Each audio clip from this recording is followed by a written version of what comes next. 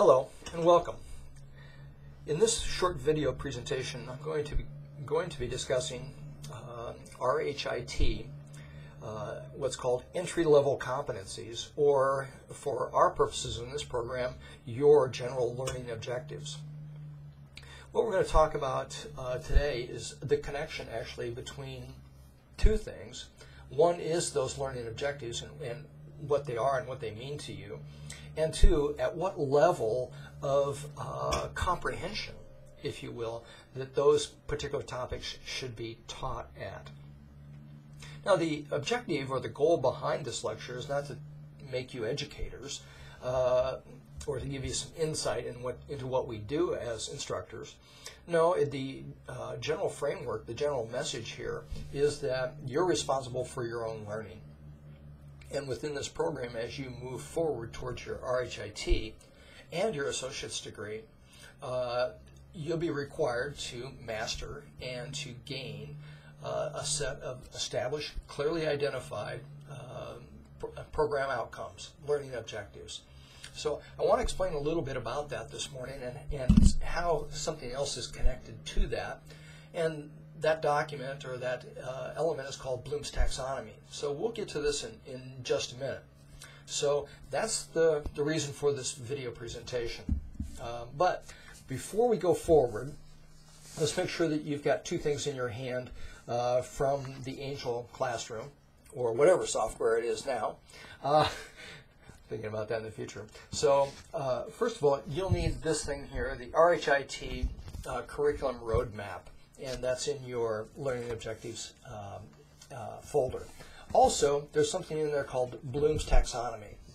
So if you would grab those two documents and come on back, then we can proceed. So I'll wait for you to grab those documents.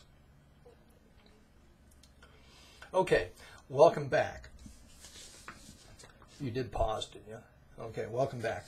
All right, now that you have these two documents in your hand, let's do something together. And first of all, let's look at the RHIT Curriculum Roadmap. If you've got that now in your hand, look on the far left-hand side, and you can see in column 1, it states HIM Associate Degree Entry-Level Competencies, Student Learning Outcomes. Looks pretty familiar, doesn't it? That's what's tended to be used in this class as well. Learning outcomes. What are you supposed to be learning as you're going through these particular classes? Okay, underneath that now, and then in the next row, is some other information that I'm sure you're going to identify as, okay, these are the learning outcomes. But note a couple things first. Roman numeral 1, domain, health data management. Okay, so everything that's related to health data management as far as the RHIT national exam is concerned can be found in this document, in this column, in this row.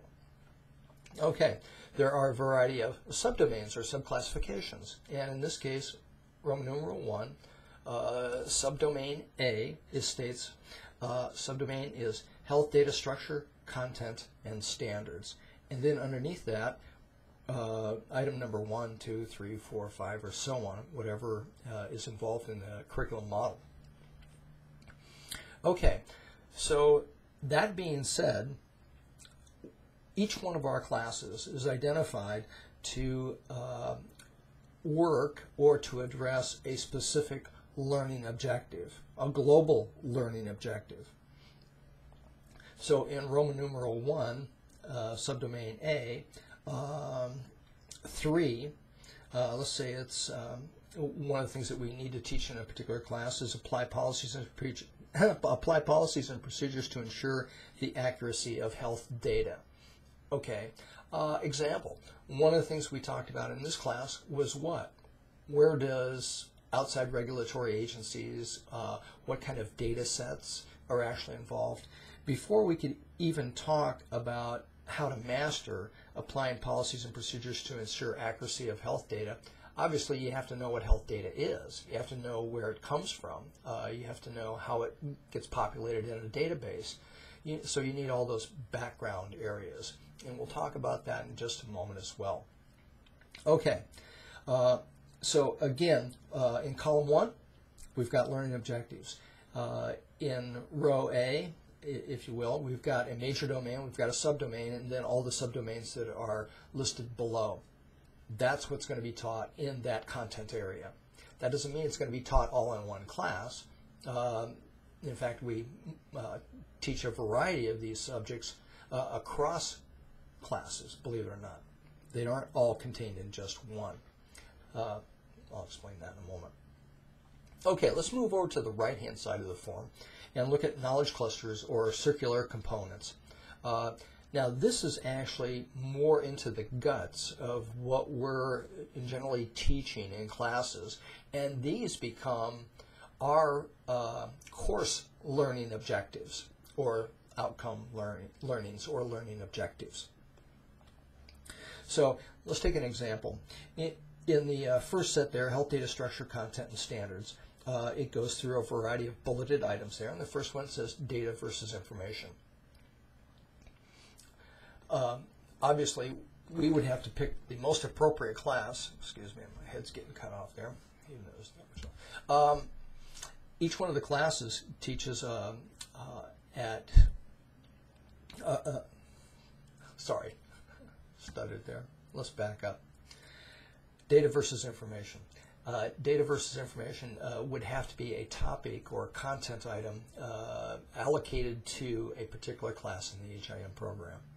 All right, probably in statistics, but you also might have bumped into it in this particular class. What's the difference between data and information? Obviously, we'd have to define data, we'd have to define information, and then we'd have to be able to discriminate between the two. So defining data and defining information are typically learning outcomes that are of a fairly lower level. And when you're talking about those, the other document that comes in handy is this one here, the Bloom's Taxonomy. When you pull the Bloom's Taxonomy out, let's take a look at that. And you can see on the left-hand side, there's 1, 2, 3, 4, 5, and 6. Each one of those is a particular level of knowledge, level of understanding, as it relates to a content or a knowledge area. So look at number 1, knowledge, the remembering or recalling of appropriate and previously learned information. Much of what we've done in this class has been at that level, don't you agree? Know it when you see it, be able to basically describe it, recall. However, also on the right-hand side, it gives an explanation as to what actually is knowledge or recall. And then it says there, observation and recalling information, classifications and categories, major ideas, knowledge of major principles and theories of subject matter. We've done a fair amount of that in this class. And then learning objectives, phrasing, list, define, describe, identify, match, select, label, and so on. All of those learning objectives that you've seen, and again, particularly in this class, are pretty much at that level. So at the 100 level, that's what we're trying to establish, that's what we're trying to teach. Do you know it when you see it? And if you do, then that particular content item can be addressed at a later class, probably in a 200 level class, so you can go on through the various other required cognitive learning levels. All right, let's go back to the map. And again, data versus information. You can see out there to the right, there's a parentheses 4. As a model curriculum here, our program's desire is defined and indeed wants to be teaching at that content level at the cognitive level indicated 4. So all you have to do is come back over to Bloom's Taxonomy, look at number 4, and we better be at the analysis level, breaking down information and inferring. You guys are getting something out of the information, and you're making a prediction or assumption based upon solid evidence. Inferring to support divergent conclusions. So as you move from the 100 level classes to the 200 level classes, more and more of those level 4s and 5s start to become embedded within the program as well as the individual courses. Okay. Now, that's a little background on what we typically do as instructors to try to build these classes and make the framework look like it does.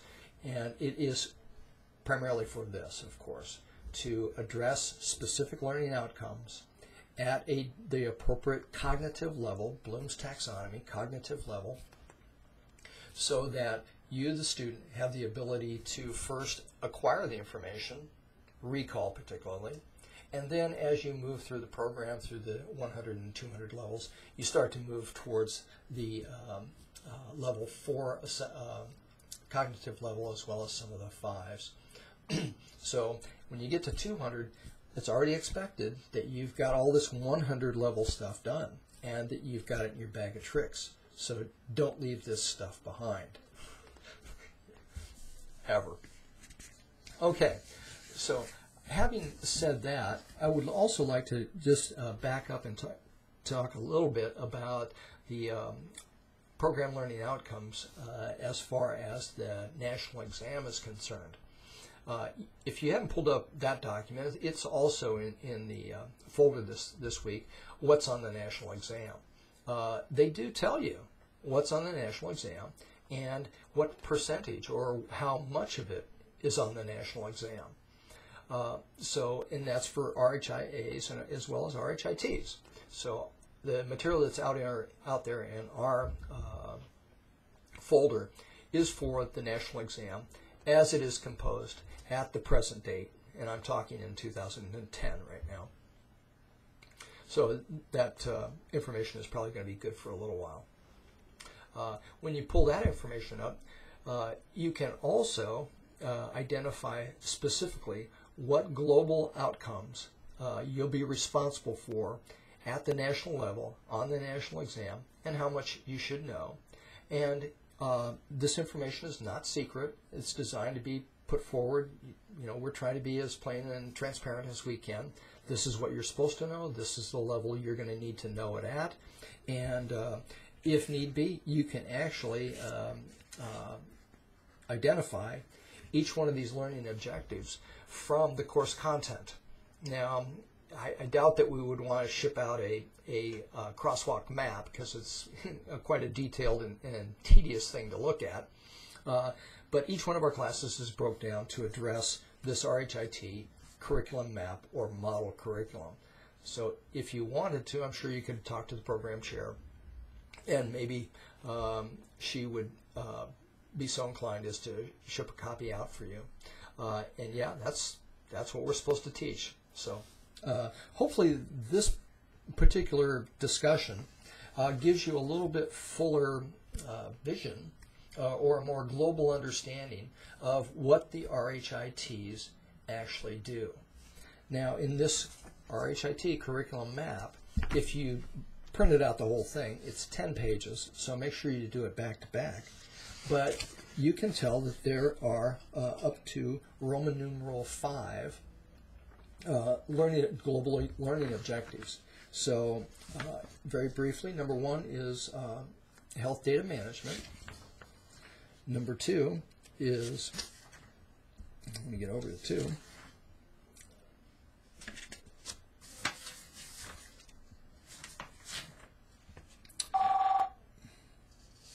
Sorry about that.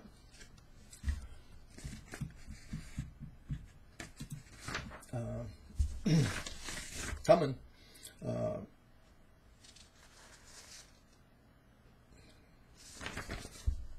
There we go. Health statistics, biomedical research, quality management. And then into 3 is health services organization and delivery. That's something you might want to look at because that's the objective of this particular class. And then over on domain 4, health information technology systems. And domain 5 is organization and management. That's HIM 242. And that concludes all of the major domains. So when you look at anything in any of our classes here, you should be able to allocate them directly to one of these global masteries or entry-level competencies that you're expected to have when you get out of this program. Okay, thank you for your kind attention, and if you have any questions or issues that you'd like to have addressed specifically, you know where to put them. And so I'll be talking to you again soon.